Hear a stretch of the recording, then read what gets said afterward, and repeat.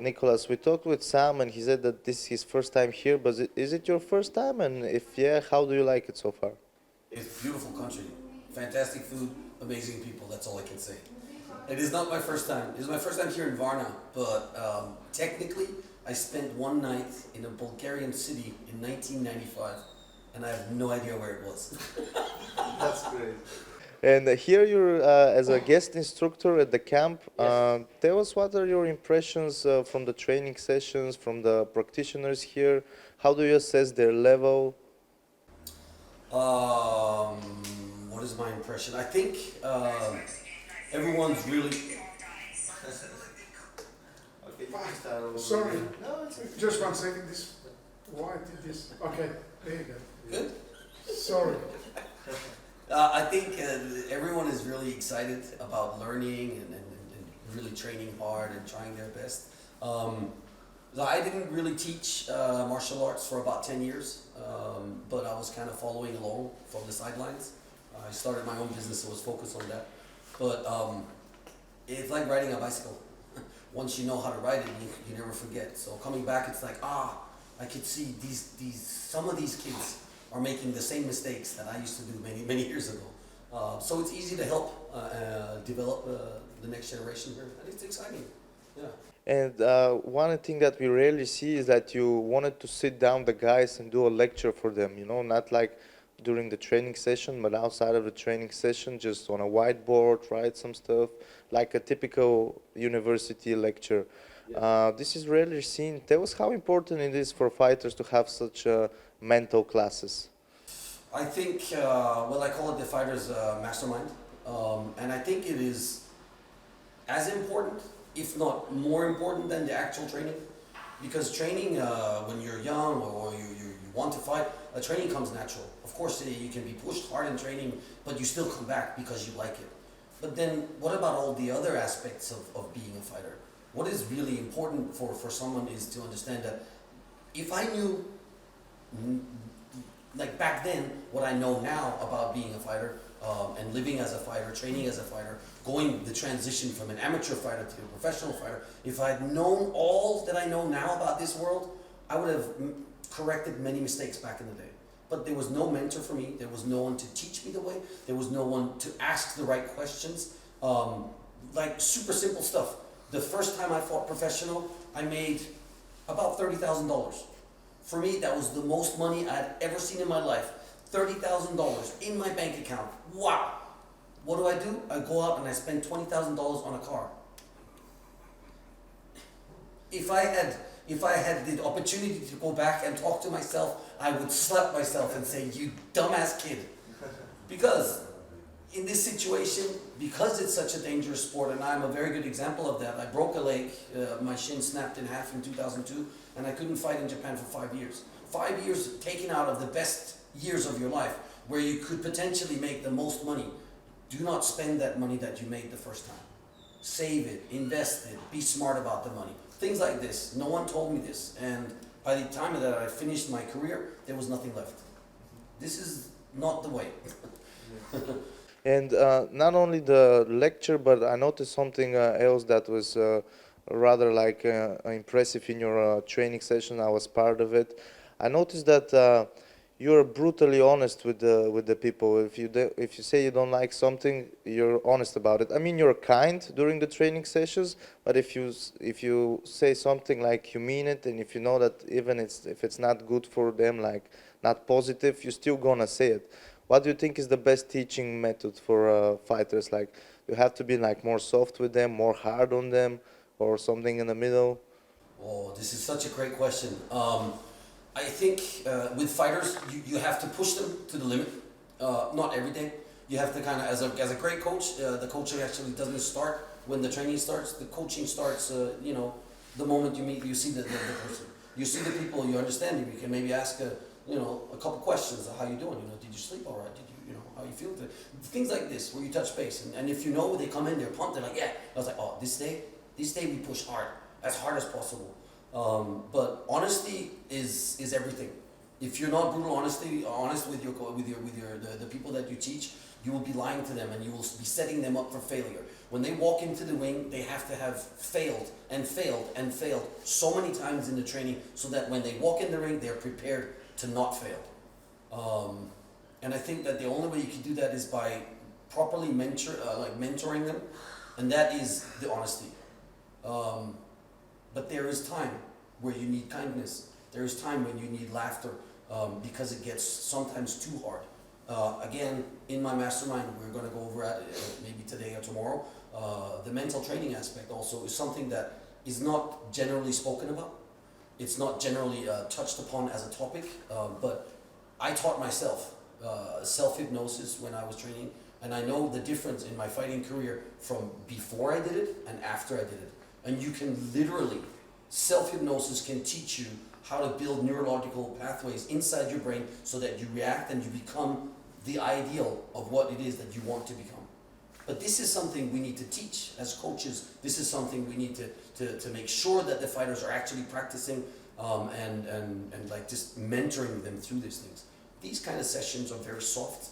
They are also maybe part of the training, or they are part of a different session during the week where you take a specific time to do this so that it actually becomes habit, so that you slowly build the pathways, you slowly build the mindset. And then when you do fight, you fight the best version of yourself. And at the end of the week, after all the training sessions, you're going to be part of a special event, the 12th edition of Senshi. Yeah. Tell us, have you heard something about Senshi? Have you seen some of the fights? What are your impressions of it? Honestly, it is the first time for me to get exposed to all this.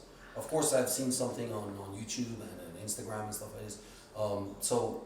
My impression is that I would like to come in and see it with open eyes for the first time, instead of coming in and like being clouded or maybe being judgmental or anything.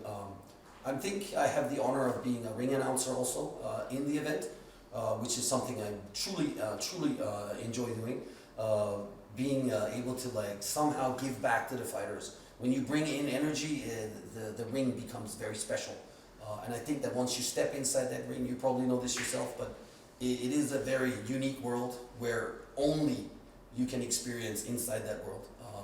And yeah, I'm just happy to be part of that. I hope that Senshi will be the next stepping stone for the generations of fighters that we're working with now, because the experiences that I had during my life and the chances that I've been given because I was a fighter is absolutely unique.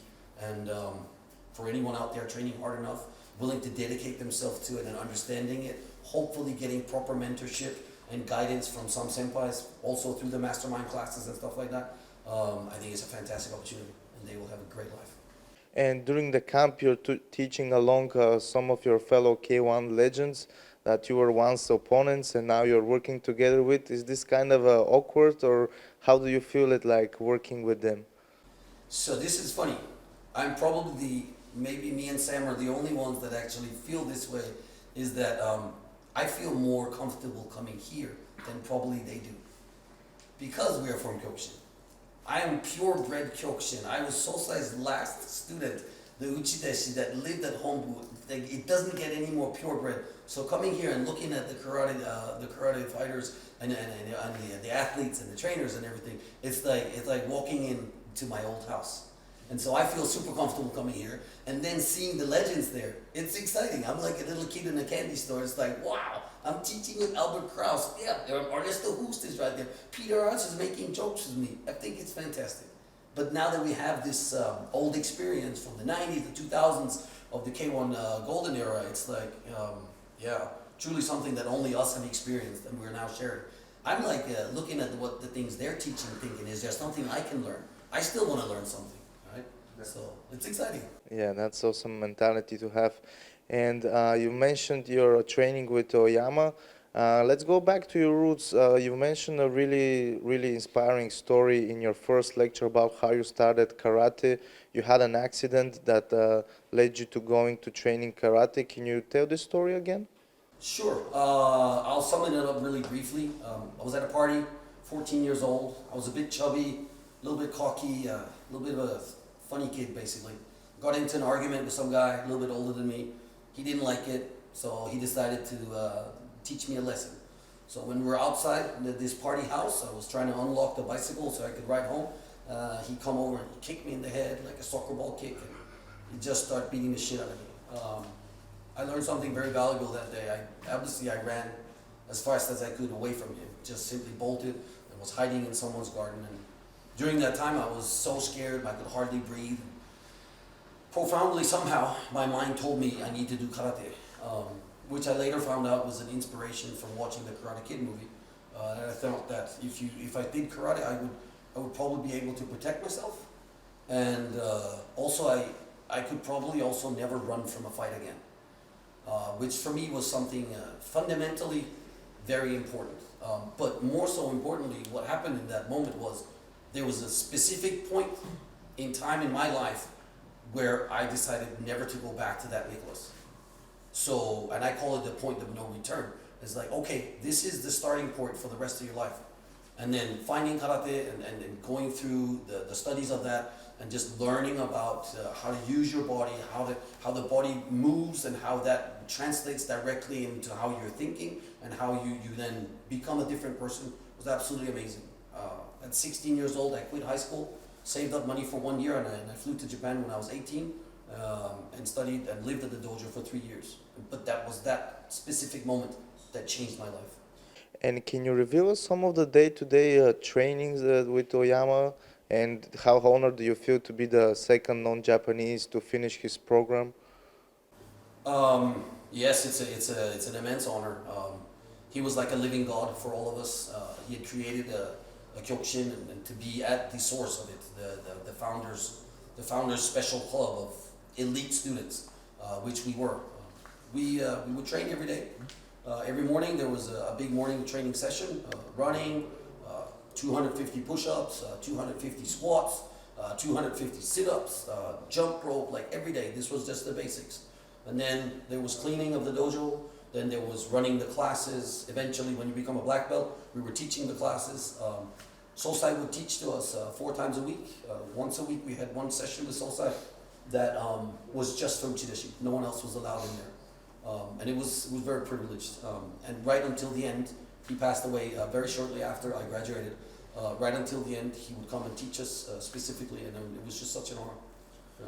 Do you think that nowadays teenager would manage to handle this regimen of training that you had? No, I don't think so, and I don't think it's very healthy. But I think if it's for a specific period of time, for example, the Uchideshi program was 1,000 days, which is 3 years. If you have something that you dedicate yourself to for 3 years, and that could be a school, some kind of a program to learn how to become an air pilot or a boat pilot or whatever it is, also in karate or kickboxing or even mixed martial arts, if you literally give yourself 3 years when you're young enough to do it and you dedicate yourself, you can go from being a young kid to literally what I did, becoming the European heavyweight champion. And it only takes 3 years, but they're hard 3 years. I think, I don't think it's the right way, the right formula, but it did work. Yes. And this is like one of my favorite questions to ask legends like you. I know it's really hard to categorize only one element, but what do you think is the key element for a fighter to be successful, like you, like Sam, like Peter, like Ernesto? What would you point out as the main thing that you should have if you want to be successful? I'll tell you the answer to that one, and I got a great answer. Yeah. So, it's 5:30 in the morning. It's cold. It's raining. You gotta get up. You gotta get out of bed. You gotta put on your tracksuit, whatever it is, put on your shoes. You gotta get out there. You gotta get that road work done. You gotta get them hill sprints done before the sun gets up. The people that can do that consistently, day after day, week after week, year after year, the people that have the discipline to do that, they will succeed. Most people fail. They fail themselves and they fail the people around them. But if you have that discipline, you're going somewhere. That's a great answer. And how do you compare the level of kickboxing organizations now to back in the old K-1 days? Like, how do you assess it? I feel truly that the level of the heavyweights, and I purely speak about heavyweights, now is very different. just because the heavyweights got bigger and bigger and bigger. And I think that when we were fighting, I was like one of the smallest heavyweights, 180 centimeters. Maximum weight was probably 105, and that was pushing it for 105 kilos. Because everyone was taller and bigger, I needed to be as strong as I could be. And I think that we were more technically advanced at that time. The way that the heavyweights trained back then is very different from the way the heavyweights train today. There are some fantastic fighters out there, don't get me wrong, but generally speaking, the level of the heavyweights, the skill level that we're watching now compared to back then is very different. And there was like you had many great wins, many great fights in the ring, but it was about your fight with the injury you had back in 2002. How do you deal with such adversity? Like many sportsmen are struggling and going through the same struggle, like with injury, or you had a pretty long layoff. What would your advice be for people dealing with injuries?